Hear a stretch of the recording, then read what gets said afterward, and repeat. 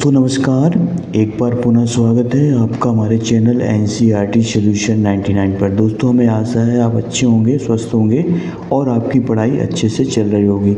दोस्तों आज हिंदी प्रैक्टिस की श्रृंखला में आज दोस्तों एक नई प्रैक्टिस सेट को दोस्तों हल करेंगे। दोस्तों अभी तक हमने 20, 25 से 30 प्रैक्टिस सेट करा दिए हैं।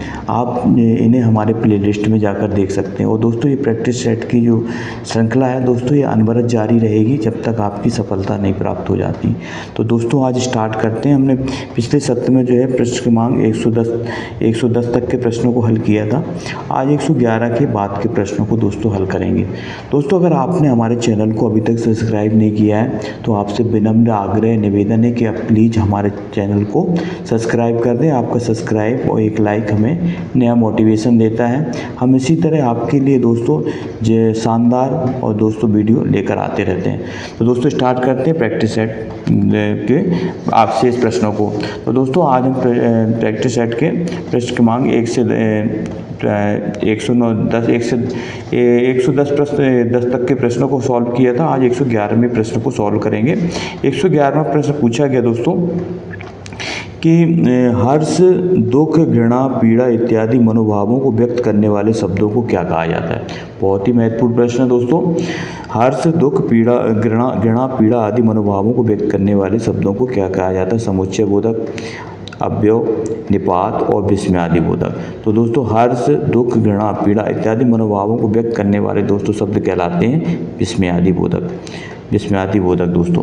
तो इसको आप इसका राइट आंसर दोस्तों डी है। इसके बाद दोस्तों प्रश्न क्रमांक बताना है राम हंसता है इस वाक्य में क्रिया का कौन सा प्रकार है। दोस्तों राम हंसता है इसमें बताना क्रिया सकर्मक है, पूर्वकालिक है, अकर्मक है या अनेकार्थक क्रिया है। तो दोस्तों 112 का राइट आंसर दोस्तों अकर्मक क्रिया है। राम हंसता है। दोस्तों क्रिया दो प्रकार की होती है दोस्तों, सकर्मक और अकर्मक। अकर्मक क्रिया दोस्तों वहाँ पे होती है जहाँ पे कर्म नहीं होता। दोस्तों यहाँ पर जो है जो क्रिया का जो फल है, फल क्या है दोस्तों हंसना। और हंसना जो सीधे जो है इसका प्रभाव सीधे कर्ता राम पर पड़ रहा है। तो दोस्तों जो हंसने का प्रभाव किस पर पड़ रहा है, राम पर पड़ रहा है। इसलिए दोस्तों यहाँ पर अकर्मक क्रिया होती है। दोस्तों यहाँ पे कर्म नहीं है, इसलिए दोस्तों ये अकर्मक क्रिया। इसके बाद दोस्तों प्रश्न क्रमांक 13 है श्याम बाजार जा रहा है इस वाक्य में क्रिया का कौन सा प्रकार है। तो दोस्तों यहाँ पे बताना पूर्वकालिक क्रिया है, अकर्मक क्रिया है, सकर्मक क्रिया है या अनेकार्थक क्रिया है। तो दोस्तों इसका राइट आंसर है सकर्मक क्रिया। सकर्मक का अर्थ होता है दोस्तों कर्म सहित। तो जिस क्रिया में दोस्तों कर्म पाया जाता है वहाँ दोस्तों सकर्मक क्रिया होती है। दोस्तों सकर्मक क्रिया में दोस्तों यहाँ पे जो है जो क्रिया का फल है, क्रिया का फल जो है दोस्तों जो क्रिया का फल जो इसमें करता है दोस्तों वो है श्याम। कर्ता क्या है ना दोस्तों श्याम है और जाना दोस्तों क्या है क्रिया। तो दोस्तों क्रिया का फल जो कर्ता जो श्याम पर न पढ़कर जो है क्रिया का जो फल है वो किस पर पड़ रहा है, कर्म पर। और कर्म क्या है दोस्तों इसमें, कर्म है दोस्तों इसमें बाजार। तो क्रिया का फल किस पर पड़ रहा है, कर्म पर पड़ रहा है। इसलिए दोस्तों यहाँ पे कर्म है, इसलिए दोस्तों यहाँ पे सकर्मक क्रिया है। इसको आप अच्छी तरह से याद रखें। तो जिसमें दोस्तों कर्म होता है वो दोस्तों सकर्मक क्रिया कहलाती है और जिसमें कर्म ना हो वो अकर्मक क्रिया। निम्नलिखित में विशेषण रूप पहचानिए। ग्रामीण, गृह, ग्रामम और ग्रह। तो दोस्तों ग्राम शब्द का हमें विशेषण बनाना है। तो दोस्तों इसका बताना है। तो दोस्तों इस ग्राम शब्द का विशेषण होगा ग्रामीण। ग्राम शब्द का विशेषण क्या बनेगा दोस्तों, ग्रामीण। दोस्तों इसके बाद प्रश्न क्रमांक 116 अध्यात्म शब्द का विशेषण कौन सा होगा। अध्यात्म शब्द का विशेषण बताना दोस्तों। तो अध्यात्म शब्द का विशेषण होगा दोस्तों आध्यात्मिक। इसका राइट आंसर दोस्तों होगा आध्यात्मिक। इसका राइट आंसर दोस्तों आध्यात्मिक का मतलब होता है दोस्तों जो आत्मा से संबंधित हो, जो संसार से परे हो, जो संसार से इतर हो, वो आध्यात्मिक। तो दोस्तों आध्यात्मिक का संबंध आत्मा से संबंधित है। आपके घर में इतने मेहमान आए हैं, कुछ मेहमान हमारे यहाँ भेज दीजिए। इस वाक्य में अधोरेखित शब्द का सर्वनाम बताना। दोस्तों इसमें जो रेखांकित में दिए हैं उनमें बताना है इतने और कुछ में कौन सा सर्वनाम है। तो दोस्तों जैसा कि पता है कि इसमें जो है इतने और कुछ है, तो दोस्तों ये अनिश्चयवाचक सर्वनाम है। अनिश्चयवाचक सर्वनाम जो दोस्तों वो सर्वनाम कहलाता है जहाँ पे जो है किसी चीज़ की जो है संख्या को निश्चित न दी हो। अच्छा कोई भी संख्या निश्चित सीमा में नहीं होती है तो दोस्तों वहाँ पे अनिश्चित सर्वनाम होता है। तो दोस्तों यहाँ पे जो मेहमानों की संख्या जो बताई गई है कुछ कुछ और क्या बताई गई है दोस्तों, कुछ और इतने, ये संख्या जो है जो बताई गई है दोस्तों, ये अनिश्चयवाचक सर्वनाम के अंतर्गत आती है। तो दोस्तों यहाँ मेहमानों की संख्या कैसी निश्चित सीमा में नहीं बता रहा है, इसलिए अनिश्चयवाचक सर्वनाम है। इसके बाद दोस्तों प्रश्न क्रमांक 18 में संकेतवाचक सर्वनाम किसे कहते हैं, बहुत ही IMP प्रश्न है। संबंधवाचक सर्वनाम, निश्चयवाचक सर्वनाम, प्रश्नवाचक सर्वनाम और अनिश्चयवाचक सर्वनाम। तो दोस्तों बताना संकेतवाचक सर्वनाम किसे कहते हैं। तो दोस्तों संकेतवाचक सर्वनाम कहा जाता है निश्चयवाचक सर्वनाम को। इसका राइट आंसर दोस्तों बी है। जो संकेतवाचक सर्वनाम होते हैं वो दोस्तों निश्चयवाचक सर्वनाम कहलाते हैं दोस्तों। तो दोस्तों ये प्रश्न क्रमांक दोस्तों इसके बाद है प्रश्न क्रमांक 18 संपन्न होता है। प्रश्न क्रमांक 19 में देखते हैं दोस्तों, 19वां दोस्तों। इसके बाद दोस्तों प्रश्न क्रमांक एक छंद में कितने चरण होते हैं दोस्तों, बताना एक छंद में कितने चरण होते हैं दोस्तों, 4, 6, 8 और 10। तो दोस्तों छंद जैसा कि पता है छंद में दोस्तों 4 चरण होते हैं, आपको पता है अधिकांश, मगर कुछ छंद ऐसे होते हैं जिनमें दोस्तों 6 चरण भी होते हैं। इसको आप अच्छी तरह से याद रखना दोस्तों। छंद 2 प्रकार के होते हैं, मात्रिक और वर्णिक छंद। मगर दोस्तों कुछ स्थानों पर एक मुक्तक छंद को भी गिना जाता है। आजकल जो कवि हैं दोस्तों मुक्तक छंदों में कविताएँ ज़्यादा लिख रहे हैं, इसलिए दोस्तों मुक्तक छंद जो है प्रचलन में ज़्यादा है। जबकि वैसे छंद वो दोस्तों 2 ही प्रकार के होते हैं, वर्णिक और मात्रिक छंद। दोस्तों छंदों के अंग जो होते हैं वो हैं मात्रा, गति, यति दोस्तों, चरण, गण और तुक। ये दोस्तों छंदों के दोस्तों अंग होते हैं। छंद में प्रयुक्त अक्षर को क्या कहते हैं दोस्तों, छंद में जो प्रयुक्त जो अक्षर होता है दोस्तों, छंद में उसको दोस्तों हम जो है छंद में प्रयुक्त अक्षर को क्या कहते हैं, तो दोस्तों वर्ण कहते हैं। इसका राइट आंसर दोस्तों वर्ण है। अब दोस्तों छंद क्या होता है, तो छंद की परिभाषा वर्णों या मात्राओं और यति गति के विशेष नियम से जो रचना होती है दोस्तों उसे छंद कहते हैं। तो दोस्तों इसमें जो है वर्ण, मात्राएं, यति, गति से संबंधित जो रचना होती है दोस्तों उसे छंद कहते हैं। छंद 2 प्रकार के होते हैं, मात्रिक और दोस्तों वर्णिक छंद, इसको आप याद रखें। और एक छंद और है दोस्तों तीसरा मुक्तक छंद। इसके बाद निम्नलिखित में 4 विकल्पों से विकल्पों का एक सही विकल्प का चयन करना है जो वाक्यांश के लिए शब्द है जो कम जानने वाला है। दोस्तों बताना जो कम जानने वाला उसके लिए एक शब्द बताना दोस्तों क्या होता है, अनुपम, अशक्त, अल्पज्ञ और दोस्तों अपठित। तो दोस्तों इसका जो 122 का राइट आंसर है दोस्तों कम जानने वाले के लिए अल्पज्ञ। अल्प का अर्थ होता है दोस्तों थोड़ा और ज्ञा का मतलब होता है जानना। जो कम जानने वाले को दोस्तों अल्पज्ञ कहा जाता है, आप इसको याद रखें दोस्तों। अनुपम का अर्थ होता है जिसकी उपमा ना दी जा सके, और दोस्तों अपठित का अर्थ होता है जो पढ़ा ना जा सके जिसका। इसके बाद है दोस्तों प्रश्न क्रमांक 124 है, जो ईश्वर में विश्वास रखता हो उसके लिए एक शब्द बताना है। तो दोस्तों जो ईश्वर में विश्वास है तो नास्तिक है पहला ऑप्शन, दूसरा आस्तिक है, तीसरा ऑप्शन अविनीत है, तीसरा ऑप्शन है मेधावी। तो दोस्तों जो ईश्वर में विश्वास करता हो उसके लिए दोस्तों आस्तिक शब्द का प्रयोग करते हैं, और दोस्तों जो ईश्वर में विश्वास ना करता हो उसके लिए दोस्तों नास्तिक शब्द का प्रयोग करते हैं। तो 124 का जो राइट आंसर दोस्तों भी है आस्तिक। आस्तिक मतलब जो ईश्वर में विश्वास करता हो। जिसकी आशा न की गई हो उसके लिए एक शब्द क्या होगा दोस्तों, प्रश्न क्रमांक 125 में आशातीत, प्रत्याशा, अप्रत्याशित और अप्रत्याशा। तो दोस्तों जिसकी आशा न की गई हो उसके लिए एक शब्द होगा दोस्तों अप्रत्याशित। 125 का जो राइट आंसर है दोस्तों वो है दोस्तों सी। इसके बाद दोस्तों आशातीत होता है जो दोस्तों इसका अर्थ होता है आशा से परे। इसके बाद दोस्तों प्रश्न क्रमांक 126 में पूछा गया है किसी वस्तु को प्राप्त करने की तीव्र इच्छा के लिए कौन सा शब्द प्रयोग होता है, अपेक्षा, अभीप्सा, अपेक्षित और आरसिक। तो दोस्तों किसी वस्तु को प्राप्त करने की इच्छा के लिए जो एक शब्द होता है वो होता है दोस्तों अभीप्सा। अभीप्सा का अर्थ होता है दोस्तों किसी वस्तु को प्राप्त करने की तीव्र इच्छा दोस्तों।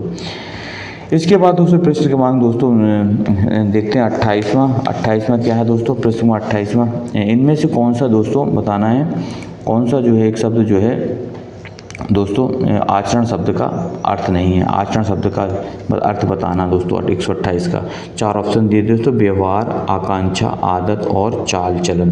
तो दोस्तों प्रश्न क्रमांक 128 का राइट आंसर बताना है। तो दोस्तों इसका 128 का राइट आंसर दोस्तों बी। आकांक्षा शब्द जो है आचरण शब्द का दोस्तों अर्थ नहीं है, जबकि व्यवहार, आदत और चाल चलन ये दोस्तों आचरण शब्द के दोस्तों अर्थ के अंतर्गत आते हैं दोस्तों। जो आचरण शब्द है इसके जो और दोस्तों दोस्तों जो और जो इसके जो है अर्थ के अंतर्गत आते हैं दोस्तों, वो हैं दोस्तों इस तरह व्यवहार, बर्ताव, आदत, ये दोस्तों भी जो है इसी आचरण शब्द के ही अर्थ हैं। इनमें से कौन सा शब्द घट शब्द का अर्थ नहीं है दोस्तों, बताना घट। तो दोस्तों इसका जो 129 का जो राइट आंसर, 4 ऑप्शन दिए दोस्तों, मन, शरीर, घड़ा और समूह। तो दोस्तों मन, शरीर और घड़ा ये तीनों दोस्तों घट शब्द का अर्थ हैं, जबकि समूह जो है दोस्तों घट शब्द के अंतर्गत नहीं आता। इसके राइट आंसर दोस्तों इसका डी है, समूह। दोस्तों जो घट के जो है जो अर्थ और भी होते हैं, घट के अर्थ हैं दोस्तों घड़ा भी होता है, शरीर भी होता है, मन, ये सब दोस्तों घट शब्द के अर्थ हैं। इसके बाद निम्नलिखित में से कौन सा शब्द पानी शब्द का अर्थ नहीं है? इज्जत, कांति, जल और हाथ। तो दोस्तों इस पे बताना इज्जत, दूसरा ऑप्शन कांति, तीसरा ऑप्शन जल और चौथा ऑप्शन हाथ। तो दोस्तों इसका जो राइट आंसर दोस्तों डी है, हाथ। हाथ शब्द जो है पानी शब्द का अर्थ नहीं है दोस्तों। रहीमन पानी राखिए, बिन पानी सब सून, पानी गई न उबरे, मोती मानस चून। तो दोस्तों यहाँ पानी शब्द के 3 अर्थ निकलते हैं। तो दोस्तों जो पहला पानी का अर्थ होता है दोस्तों जल से, दूसरा दोस्तों चमक से, और तीसरा दोस्तों इज्जत से। तो ये दोस्तों या कांति या चमक एक ही चीज़ है। तो दोस्तों इससे पानी शब्द के 3 अर्थ हैं, इज्जत, जल और कांति, जबकि हाथ जो है ये दोस्तों हस्त का पर्यायवाची है। टीकाकार मल्लनाथ ने कालिदास कृत कुमार संभवन के कितने सर्गों पर संजीवनी लिखी है? तो दोस्तों 8 सर्गों पर संजीवनी लिखी है। इसके बाद दोस्तों प्रश्न क्रमांक दोस्तों 132 से निम्नलिखित कौन सा शब्द कादम्बरी का समानार्थी है? दोस्तों बताना कादम्बरी का समानार्थी कौन सा है? तो दोस्तों कादम्बरी के समानार्थी मैना, लक्ष्मी, सरस्वती और मदरा। नहीं बताना दोस्तों, इसको जरूर आप देख लें। नहीं, अक्सर बच्चे नहीं देखते हैं और प्रश्न गलत कराते हैं। तो दोस्तों इसका जो राइट आंसर दोस्तों वो है लक्ष्मी। लक्ष्मी शब्द जो है कादम्बरी का समानार्थी नहीं होता दोस्तों, जबकि मैना, सरस्वती और मदरा ये तीनों दोस्तों कादम्बरी के समानार्थी होते हैं। इसके बाद कोयल, सरस्वती, कोकिल, ये भी दोस्तों इसके कादम्बरी के पर्यायवाची। ऐश्वर्य का विलोम शब्द क्या होगा? अनैश्वर, दरिद्रता, वैभव और विलासता। तो दोस्तों ऐश्वर्य का जो विलोम शब्द होगा दोस्तों वो होगा अनैश्वर्य। इसका राइट आंसर दोस्तों 133 का ए है दोस्तों। जबकि दरिद्रता का जो विलोम होता है दोस्तों वो होता है संपन्नता। इसको भी आप याद रखें। अमित शब्द का विलोम क्या होगा? अमित शब्द का विलोम बताना दोस्तों दुर्मित, कुमित, परिमित और सुमित। तो दोस्तों इसका जो राइट आंसर दोस्तों सी होगा, परिमित। अमित शब्द का विलोम दोस्तों परिमित होता है। दोस्तों अमित शब्द का जो अर्थ होता है दोस्तों वो होता है जिसकी कोई सीमा ना हो। अमित मतलब जिसकी कोई सीमा न हो, और परिमित शब्द का अर्थ होता है जिसकी एक निश्चित सीमा हो, उसे परिमित कहते हैं। कालिदास ने अभिज्ञान शाकुंतलम में दोस्तों कितने प्रकार के छंदों का प्रयोग किया है? तो दोस्तों कालिदास ने जो अभिज्ञान शाकुंतलम में दोस्तों जो छंदों का प्रयोग किया है दोस्तों वो किए हैं 24 प्रकार के छंद का प्रयोग किया है। इसका राइट आंसर दोस्तों 24। दोस्तों कालिदास जो है इन्हें जो है भारत का शेक्सपियर कहा जाता है दोस्तों। जो अभिज्ञान शाकुंतलम में दोस्तों जो है राजा दुष्यंत और शकुंतला के दोस्तों प्रेम वर्णन का वर्णन किया है दोस्तों अभिज्ञान शाकुंतलम में। इनमें से कौन सा शब्द पाश्चात्य का विलोम है? तो दोस्तों पाश्चात्य का विलोम होता है पौर्वत। इसके बाद इसको आप याद रखें। जबकि जो शाश्वत का जो दोस्तों विलोम होता है वो होता है दोस्तों क्षणिक। इसको आप याद रखेंगे दोस्तों। इसके बाद दोस्तों इसके बाद है दोस्तों स्थावर का विलोम बताना कौन सा है? स्थावर जंतर, जंगम, ठिकाना और दोस्तों परार्थी। तो दोस्तों स्थावर का जो विलोम होता है दोस्तों वो होता है जंगम। स्थावर का अर्थ होता है दोस्तों स्थिर रहने वाला या जो अचल हो, जो चल नहीं सकता हो एक स्थान से। जबकि जंगम का अर्थ होता है दोस्तों चलने वाला, एक स्थान से दूसरे स्थान को जाने वाला। किरण का पर्यायवाची शब्द कौन सा होगा? भानुजा, रसिका, तटनी और रश्मि। तो दोस्तों बताना है किरण का पर्यायवाची शब्द दोस्तों 138। तो इसका राइट आंसर दोस्तों रश्मि। किरण का पर्यायवाची शब्द दोस्तों रश्मि होता है। इसको आप अच्छी तरह से याद रखें दोस्तों। किरण के और पर्यायवाची दोस्तों मयूख, अंशु, कर, मरीच, प्रभा, ज्योति, दीप्त।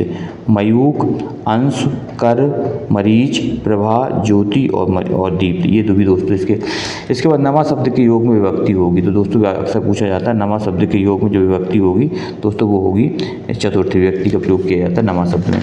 इसके बाद दोस्तों ये इसके बाद है 141वां प्रश्न। दोस्तों इसमें टोटल 150 प्रश्न थे जिसको हमने दोस्तों 3 पार्टों में हल कराया। इनमें से रसाल शब्द का पर्यायवाची बताना दोस्तों। रसाल शब्द का आम, नींबू, जामुन और इमली। तो दोस्तों जो रसाल शब्द का पर्यायवाची दोस्तों वो है आम।